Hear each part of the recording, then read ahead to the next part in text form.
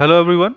In this video I will take you to the virtual tour of Chinese gardens and will explain you about the Chinese garden design philosophies and elements. The Chinese gardens. It is a manner in landscape of gardens which has developed over 3000 years starting from China. It has a wide variety which varies in scale and functions according to the change in user. For example, bigger vast gardens of the Chinese emperors and members of the imperial family built for pleasure and to impress, and the more intimate gardens created by scholars, poets, former government officials, soldiers, and merchants, made for reflection and escape from the outside world.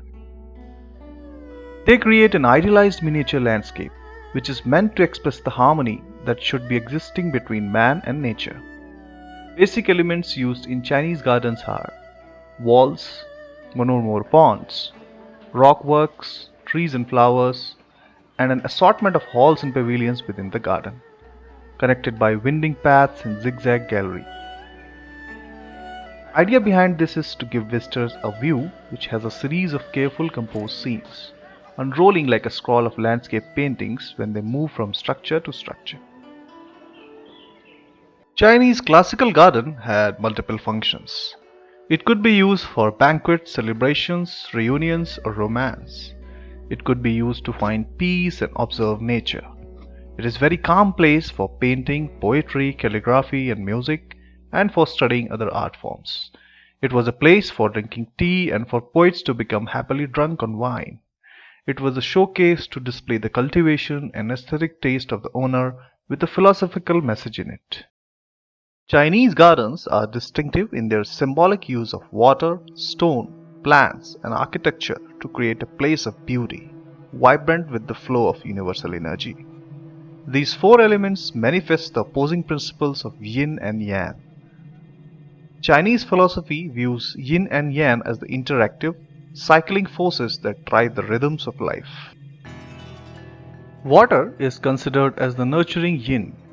That means the blood of life and living pearls of the earth. It can be reflected by calmness in ponds, rushing and dynamic in rocky streams, shining and soft reflections of the moon, sun, stone, plants, and pavilions. Stone as the symbol of strength and stability. It balances the flowing yin of water in the rocky gorges and in structures such as bridges, courtyards, and pathways. Stone groupings rise high with yang energy and symbolize mountains. Plants brings structure, texture, beauty, and deep cultural meaning. For example, pines symbolize endurance, bamboo flexibility, and lotus purity. Plants has a natural quality to create an intricate composition with water, stone, and architecture. Without architectural elements, the garden designs can't be complete. There are multi-story pavilion to get a wide view range, a tea house beckons for refreshments and conservation. To make music and dance more entertaining, courtyards are used. Each Chinese garden has many gardens in it, where nature, arts, and people intertwine. A Chinese garden was not meant to be seen all at once. The plan of a classical Chinese garden presented the visitor with a series of perfectly composed and framed glimpses of scenery. A view of a pond, or of a rock, or a grove of bamboo, a blossoming tree, or a view of a distant mountain peak or a pagoda. The 16th century Chinese writer and philosopher ZHANG instructed garden builders to hide the vulgar and the common as far as the eye can see, and include the excellent and the splendid. Priest Jean Denis, who lived in China from 1739 and was a court painter for the Kuai Emperor, he observed that there was a beautiful disorder and anti-symmetry in the Chinese garden. One admires the art with which this irregularity is carried out. Everything is in good taste and so well arranged that there is not a single view from which all the beauty can be seen. You have to see it piece by piece. Chinese classical gardens vary greatly in size. The largest garden in Suzhou, the humble administration garden, was a little over 10 hectares in area, with 1/5 of the garden occupied by the pond.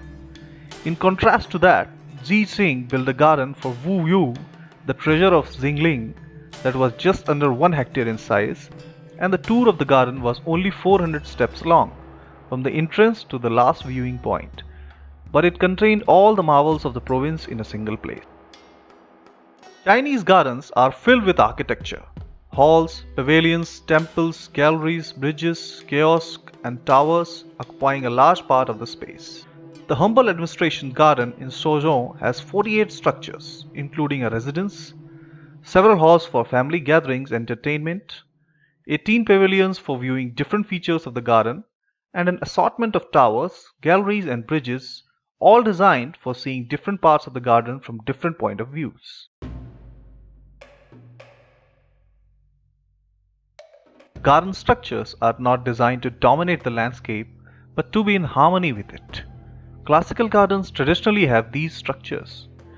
The ceremony hall or room, a building used for family celebrations or ceremonies, usually with an interior courtyard not far from the entrance gate. The principal pavilion or large room. It is used for the reception of guests, for banquets, and for celebrating holidays such as New Year's and the Festival of Lanterns. It often has a veranda around the building to provide cool and shade. The pavilion of flowers or flower room. Located near the residence, this building has a rear courtyard filled with flowers, plants, and a small rock garden. The pavilion facing the four directions or four doors room.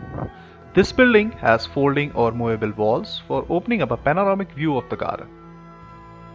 The lotus pavilion or lotus room. Built next to a lotus pond to see the flowers bloom and appreciate their aroma. The pavilion of mandarin ducks or mandarin ducks room.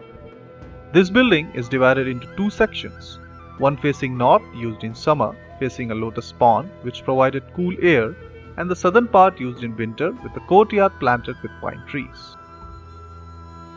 The names of the pavilions in Chinese gardens express the view or experience they offer the visitor. Few examples from Suzhou, China are the peak worshipping pavilion in the Lijiang garden, pavilion of the moon and wind in Master of the Net's garden, the hall of distant fragrances, the mountain view tower, pavilion in the lotus breeze in humble administration's garden. Gardens also often feature two-story towers, usually at the edge of the garden, with the lowest story made of stone and a whitewashed upper story 2/3 the height of the ground floor, which provided a view from above of certain parts of the garden or the distant scenery. Gardens contain small enclosed courtyards, offering quiet and solitude for meditation, painting, drinking tea, or playing on the sitar. Galleries are narrow covered corridors which connect the buildings, protect the visitor from the rain and sun, and also help divide the garden into different sections. These galleries are rarely straight. They zigzag or are serpentine, following the wall of the garden, the edge of the pond, or climbing the hill of the rock garden. They have small windows, sometimes round or in odd geometric shapes, to give glimpse of the garden or scenery to those passing through. Windows and doors are an important architectural feature of the Chinese garden. Sometimes they are round, also known as moon windows, or oval, hexagonal, or octagonal, or in the shape of a vase or a piece of fruit. Sometimes they have highly ornamental ceramic frames. The window may carefully frame a branch of a pine tree or a plum tree in blossom or another intimate garden scene. Bridges are another common feature of the Chinese garden. Like the galleries, they are rarely straight but zigzag, popularly known as the nine-turn bridges or arc over the ponds, suggesting the bridges of rural China and providing viewpoints of the garden. Bridges are often built from rough timber or stone slab raised pathways. Some gardens have brightly painted or lacquered bridges, which give a light-hearted feeling to the garden. Gardens also often include small, simple houses for solitude and meditation, sometimes in the form of rustic fishing huts and isolated buildings which serve as libraries or studios. The artificial mountain or rock garden is an integral element of Chinese classical gardens. The mountain peak was a symbol of virtue, stability, and endurance. A mountain peak on an island was also a central part of the legend of the Isles of the Immortals, and thus became a central element in many classical gardens. The first rock garden appeared in Chinese garden history in Tuyong, also known as Rabbit Garden. During the Song dynasty, the artificial mountains were made mostly of earth. But Emperor Huizong nearly ruined the economy of the Song Empire by destroying the bridges of the Grand Canal so he could carry huge rocks by barge to his imperial garden. During the Ming Dynasty, the use of piles of rocks to create artificial mountains and grottos reached its peak. During the Qing Dynasty, the Ming rock gardens were considered too artificial and the new mountains were composed of both rocks and earth. The artificial mountain in Chinese gardens today usually has a small view pavilion at the summit. In smaller classical gardens, a single square rock represents a mountain or a row of rocks represents a mountain range. Pond or lake is the central element of a Chinese garden. The main buildings are usually placed beside it, and pavilions surround the lake to see it from different points of view. The garden usually has a pond for lotus flowers, with a special pavilion for viewing them.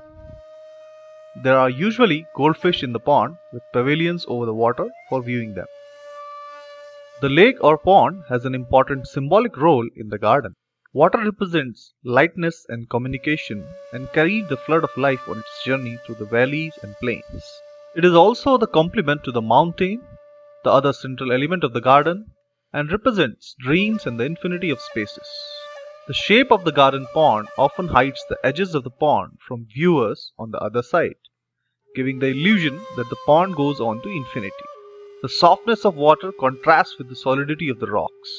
The water reflects the sky and therefore is constantly changing, but even a gentle wind can soften or erase the reflections.